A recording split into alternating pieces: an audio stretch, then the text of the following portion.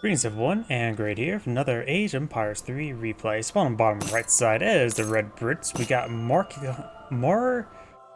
Martiskainen. Still butchers that name. Spawn on top left side is the blue Portuguese. We got Ashley Smurf.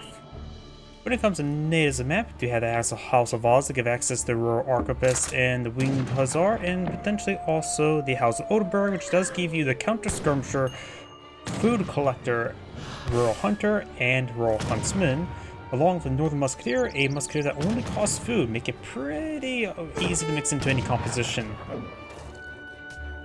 Of course, it's the early eco phase, nothing too much going on at the moment. Just gonna have some treasures, such as getting the Exhausted Carrier Pigeon, worth 75 food. We do have this explorer heading up north, trying to obtain some engineering plans. We'll probably see a first shipment. Yep, we do have now a deck selected by the Brits now. We got the full meme send, so something fun to say the least. Looks like gonna be at least fast industrial, maybe fast, at least fast fortress, maybe fast industrial. Let's see, what type of strategy? Does have sustainable agriculture, maybe something involving glorious revolution, yeomen, rangers. So yeah, I think it's going to be a ranger build if I hazard a guess. We also got Akin allies and Cherokee allies. He is going to go for a Virginian Cup as well, so maybe not fast fortress? It's hard for me to say. Right now he does have a 5-5 split, so he is going to try to get some villagers. Portuguese players should be aging up now. He's bringing in Federitas, not big surprise. Got Economic Theory, Wood Coin. We got the gunpowder attack. Looks like overall appears to be standard Portuguese.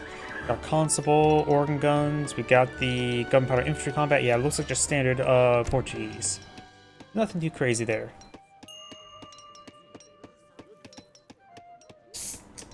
My apologies for my drink open up. But the Brits, let's keep an eye on the Brits. He's going for some sort of economic boom. We're in shipment villagers now. He's maintaining us even between food and wood. Now he's going more heavily on wood. Very heavy. So he's going for a manor boon before age 2. This is going to be a bit risky, but he is against the Portuguese, who tend to be not to be an aggressive faction. We do have a town center here, of course. That's from the Free Town Center. Blue's Explorer will easily win this fight, since Red Explorer going to be age 1 stats as opposed to age 2 stats. Is that 22 at the moment? Portuguese player looks going for a fast fortress himself. We do have now the age up for the British player with the trade wagon. No, that was from the Greenwich time. No age up just yet by the Brits. I am sorry, grief. Does kill off the Explorer there. And what if Blue realized that his opponent has not aged up just yet? Then he should... Oh, he has two choices. Go for economic or go for aggression. In this case, aggression may be good. Just go for some hussars. A lot of manners on the field. Yeah, it looks like he's almost maxed out manners. Yep, he is maxed out manners.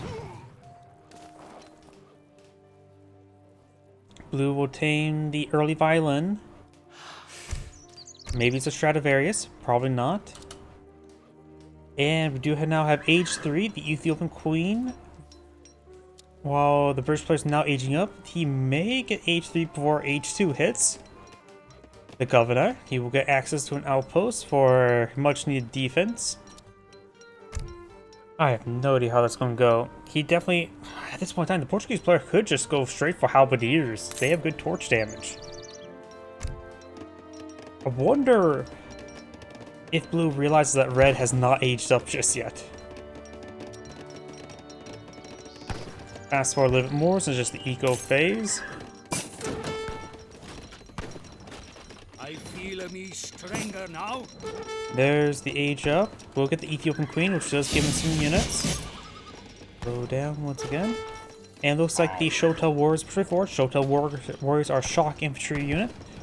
And these do take population. Now some sort of weird constable unit.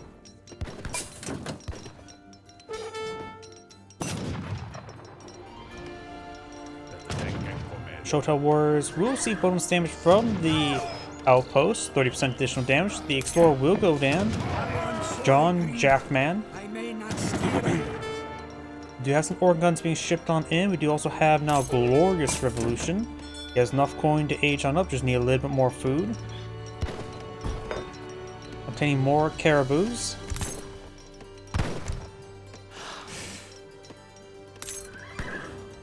Here comes organ guns.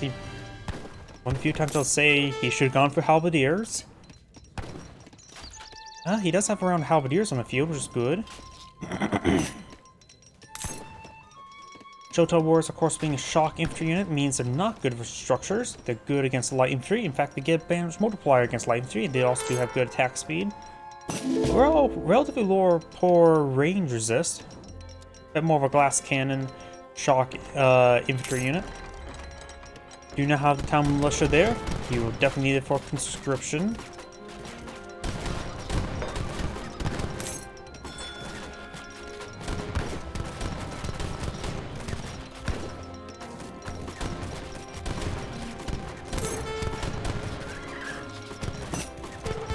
And the outpost does go down.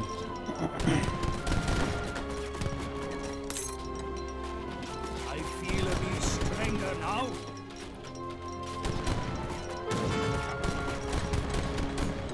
Bad damage on these villagers. Does take out some of these outlying manors, but he has plenty of spare population space. Still at maxed out.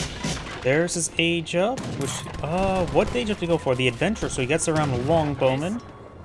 The longbowmen are a pretty good generalist light infantry unit, but Shotel Warriors would be very good versus them. Shotel Warriors engage in these villagers. They do have a very fine coat research.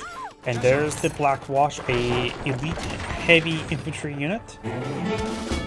They're a little bit more greater than ×2 musketeer. They're a very nice unit. We do also now the shipment of the Zenta, or no, deploying out some Zenta riders from the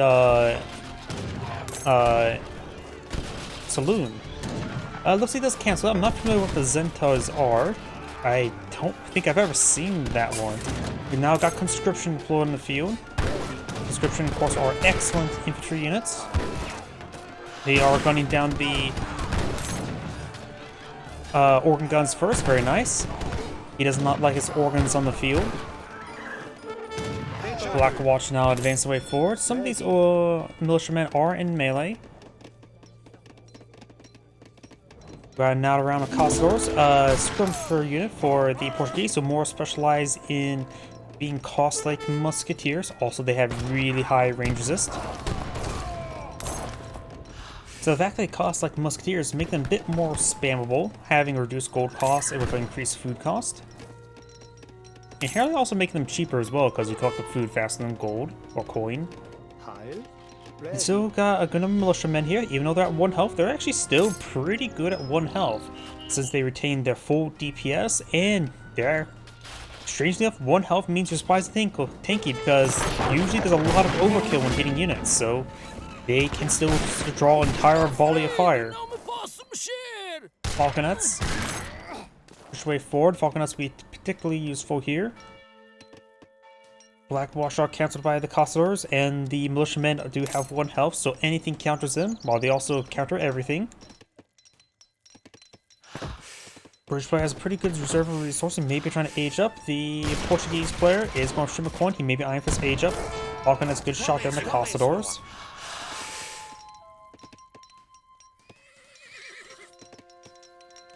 That's the idea of Costors, is be armed with a shotgun, because you can easily cripple the entire body, especially their wings. Wait, this is not New Vegas.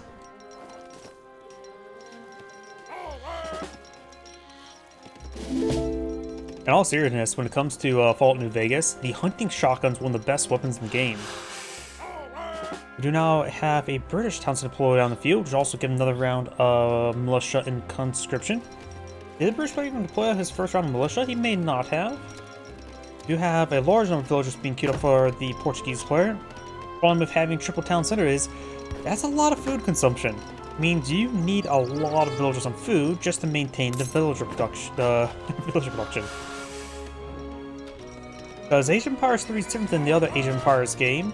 because their villagers are far more expensive than the other games. 100 resources is, well, effectively double the amount. Since most other games do have unit costs between 80 and 120, for example, Age of Mythology, their standard infantry units are cost around 80. Actuality, villagers are twice expense, and the baseline infantry is also a little bit more expensive in general, since musketeers, as a standard unit we're going to go by, costs 100 total resources.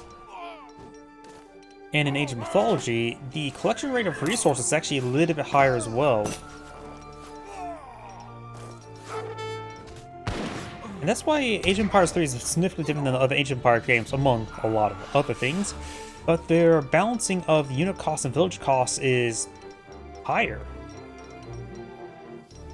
After all, in Age of Empires 2, villagers cost once again 50, and the man-at-arms, well, scouts are 80 food, man-at-arms are higher than 50 as well.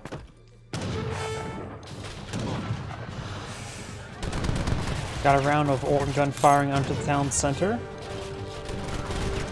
Got some culverins here, very nice, but they're being sent too far forward. They will manage to escape on out of there.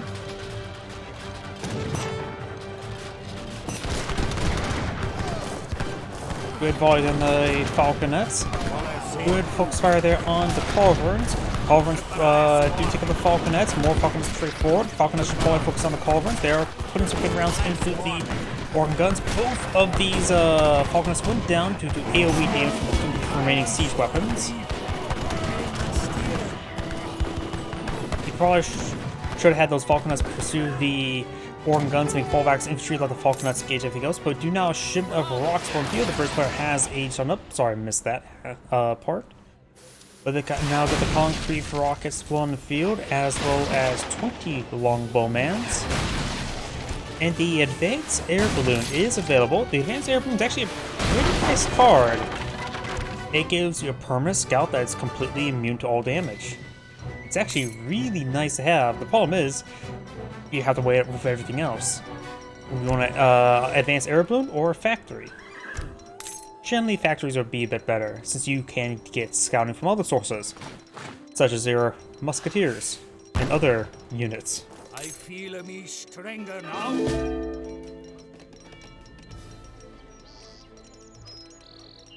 British players also summoning in some fishing boats. We do have a large number of villagers here, collecting up some sea caribou.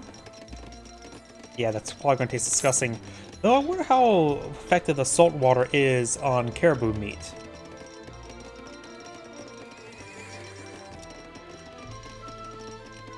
Portuguese players still playing up villagers, has 74 out of 99. This town center is somewhat expendable. 71 versus 76. We do have some giant grenadiers not being pulled to field. And we do have another round of militiamen being summoned somewhere. Oh, that may have been the Portuguese militiamen, not the British. My bad. We do have now a round of hussars there, culverins engaging with rockets, so we got a pretty good counter to all the siege weapons and the longbowmen. The Black Watch need to be here in large numbers to deal with all these hussars. But very good hussar transition by the Portuguese player. The Portuguese player is far from aging up, has a lot of wood in store though.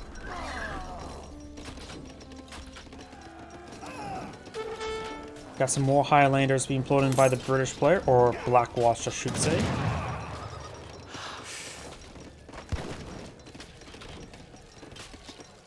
So going from the shipment of Akin allies, which is a native shipment, it does set them to veteran, not to guard. Good hits on the longbowman. There's a Black Watch there. Oh, no, those are giant grenadiers. Giant grenadiers do have 2 AoE for their ranged shot. So they're effectively a ranged grenadier, hence the term giant grenadier, though they don't have a mortar. There's some Black Watch, who offer a lot more health. Let's see, 36 damage, 2 AoE. 2 AoE can be quite significant, 63 damage. And can you thank that ye ransomed me? Yeah, overall, I think the Black Watch would be better than Giant Grenadiers. 2 AoE's nice, but in some, it's a little bit situational depending on opponent's composition. And since he's fighting against Portuguese, who tend to rely on Caçadores, it means Caçadores also do bonus damage versus Giant Grenadiers. I'm assuming they are heavy? Yes.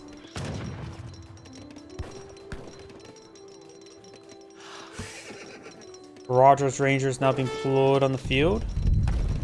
We should turn his longbow to Rangers.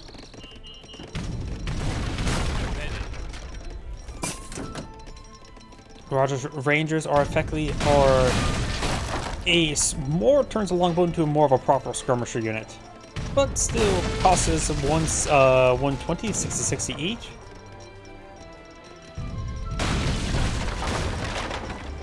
Ready. You also think you get a whole bunch of them from that. Yep, there's the whole bunch of them. You now have the Veteran Hussar upgrade, more Black Watch. And the Explorer will be going down. Will deny deployment of the Town Center, who has 2 seconds remaining. You guys now Guard Rangers being deployed in the field. Black Watch affix their bayonets. Rangers putting the pathetic damage on in.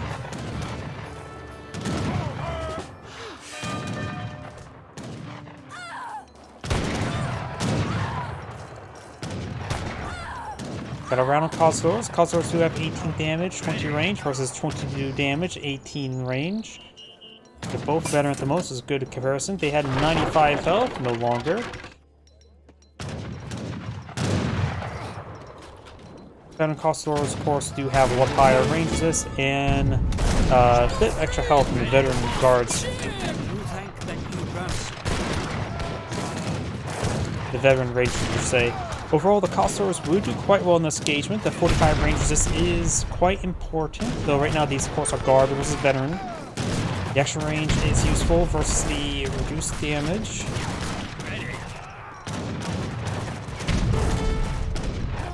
So the Fulrons will be picked on off. The British player is now bringing a second factory. He has 1 on the field. I think the heavy cannons would be a good option versus all the Caçadores. In addition, we do have the counter-infantry rifle being pulled off by the Portuguese players to improve the bonus damage versus heavy infantry by 100%. But they will have no bonus damage versus the Rangers nor versus Hussars.